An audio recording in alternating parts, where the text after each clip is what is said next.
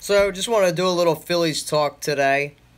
So, according to John Manuel, the editor of Baseball America, who does the top 100 prospects year in and year out, says J.P. Crawford is no longer an impact player, and I totally have to disagree. He went from being top three last year or even at the beginning of the season, he was top three, and then he dropped nearly 80 spots all the way to 92, all because of a little cold streak that he went through.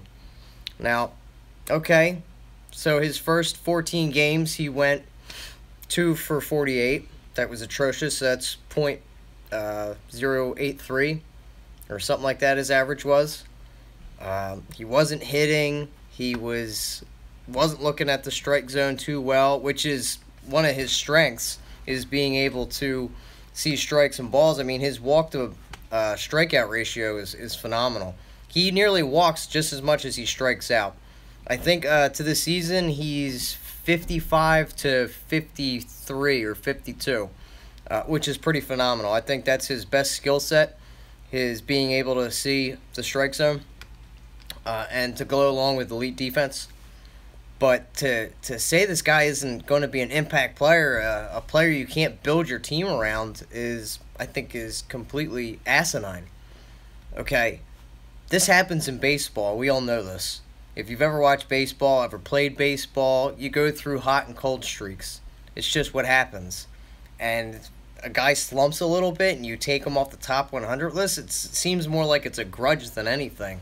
And I love it because after John Manuel came out and made this statement, J.P. Crawford didn't feed into it, just tweeted, gives me more motivation. And I love to see that. I love to see the maturity. And can we also state that JP's in AAA. He's been there since he's been 21, okay? Most players that are in AAA are 24 to 25 years old, so he's ahead of the curve by 3 years. And he's been ahead of the curve since the Phillies have drafted him in each level of the organization. Yeah, he flew through each level. You know, he killed it at every level up until he came to AAA, which is fine. It's going to happen. You play better competition. But for him to be able to make adjustments is what I want to see, and that's what he did. Over the past 14 games, he's hitting .333. His OPS is nearly 1,000. It's .997, which is scorching. He's struck out 7 times to 4 walks. He's been playing great defense. He's hit 2 homers, a couple doubles, 1 triple. The one game he had multi home run game, which is not a part of his game. He's a little bit scrawny. We know that. I mean, he's still a young guy, so he can add some power, but that's never a part of his repertoire. He never was going to be a home run hitter. He's going to be a guy that hits at the top of the lineup. He's going to get on base. He doesn't swipe too many bags either. Although I think he's got underrated speed, really. He wasn't really asked to do that throughout his system. I wish we really, really could get back to that.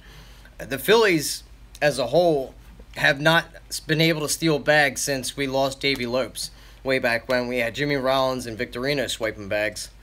But, you know, this kid can really make adjustments. And what he did, he's not a guy that's going to get down. He doesn't listen to all the media hype.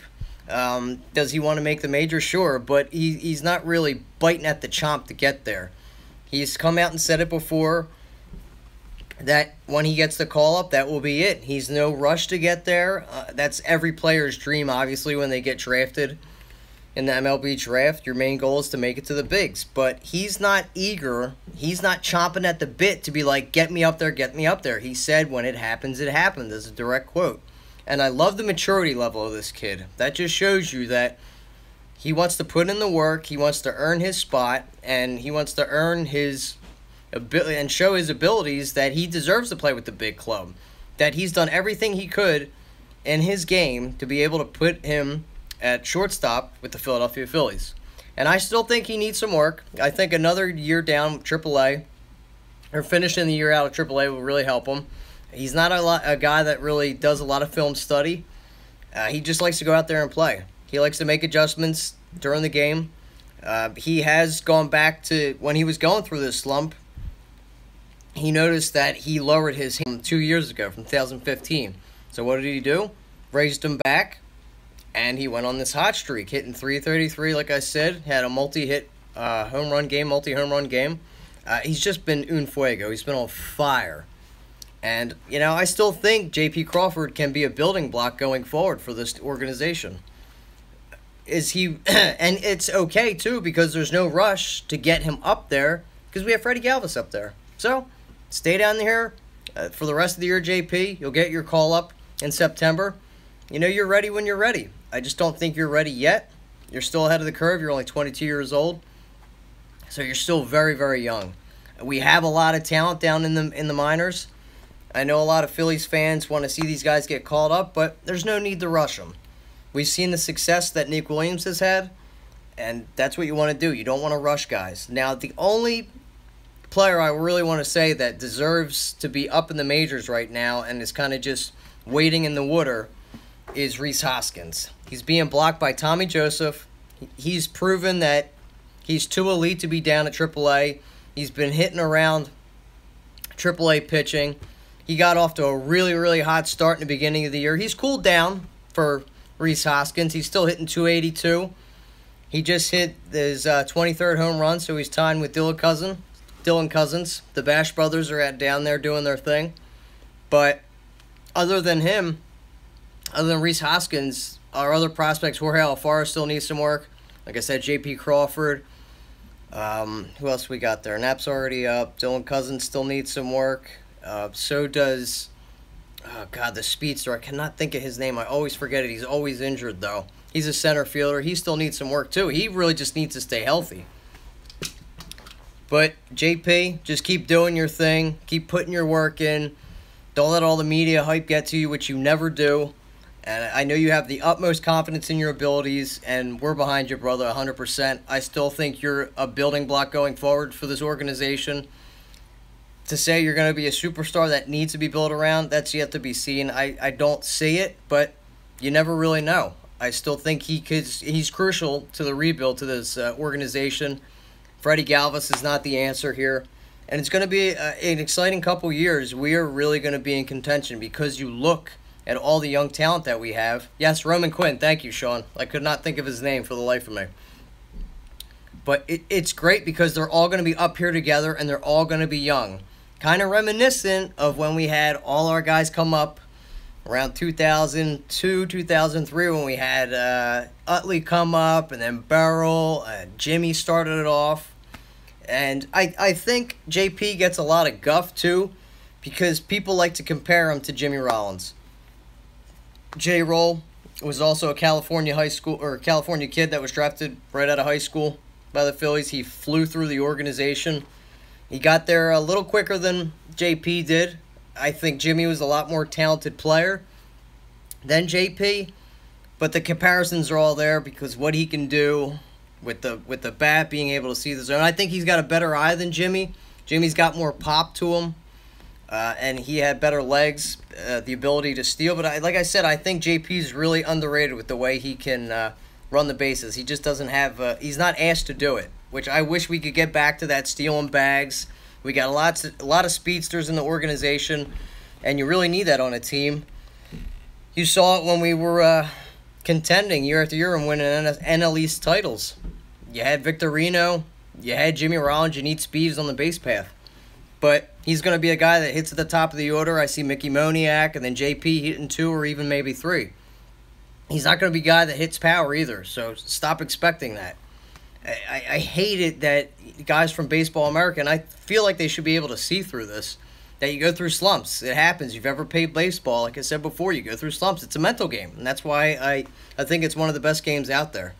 But he's going to keep doing his thing, and look at the success Nick Williams has had. I think JP just needs a little bit more time. Nick Williams had a lot of issues last year. That's why he stayed down in AAA. He came in. I saw him down in spring training. He looked fantastic. He continued that through the season for the Iron Pigs, and that's why he got his call-up. And the guy has been on fire since he's been up there. Next to him and Cody Bellinger are the only 2 guys that have hit 18 RBIs in the month of July, which is crazy since he's been called up. I mean, the dude has been absolute fire. And they're talking about sending him back down, but that's for another show. We're going to be talking about Nick Williams. Me, Adrian, and Tony are going to be doing a Nick Williams show on Thursday, so tune in for that. I just wanted to come out here and say, never give up on a guy. If he continuously does this, okay, then you want to start looking forward into the future to see if maybe he's not the guy. But he went through a little slump, and like I said, look at the past 14 games. He's really gotten himself out of that. It's all a mental game. That's what you got to remember. And for him to drop 80 spots all the way down to 92 is a complete joke.